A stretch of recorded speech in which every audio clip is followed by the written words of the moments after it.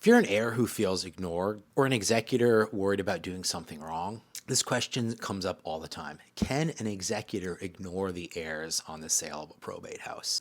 The answer is more nuanced than people usually think. If you're new to the channel, my name is Nate Clark. I'm a probate-focused realtor here in Texas.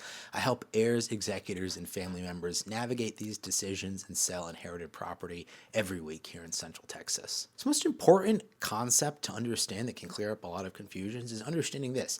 Executors or administrators don't work for the heirs, they actually work for the estate. So an executor's legal duty is not to the heirs. Their duty is to follow the will, follow Texas probate law, and do what's in the best interest of the estate. This duty comes before any individual heir preferences.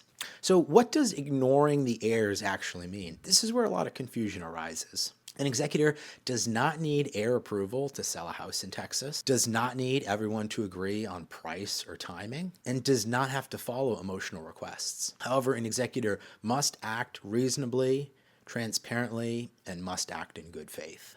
So ignoring might not be the right word.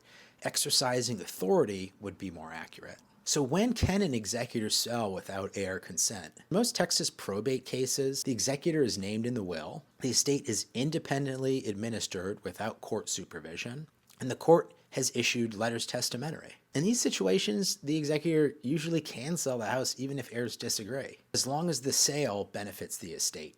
This surprises a lot of people. Now, there are limits to when an executor can ignore the heirs. An executor cannot sell the property below market value to benefit themselves. They can't hide information from heirs. They can't act out of spite or revenge. They can't ignore court requirements, and they cannot violate the will. If an executor crosses these lines, heirs may have legal remedies. And it's important to understand it's a two-way street. A lot of times executors can feel stuck. Executors are often trying to do the right thing, acting under pressure from multiple heirs, afraid of being accused of wrongdoing, and this can lead to delays or indecisions, which actually hurts all of the heirs. Clear guidance and documentation are very important. Now, in most real-life cases, the disputes cool down a lot when people understand who actually has authority. Professional market analysis is provided to everybody. The sale process is transparent, and heirs understand how they're actually receiving their share of the proceeds. Once facts replace fear, emotions tend to settle.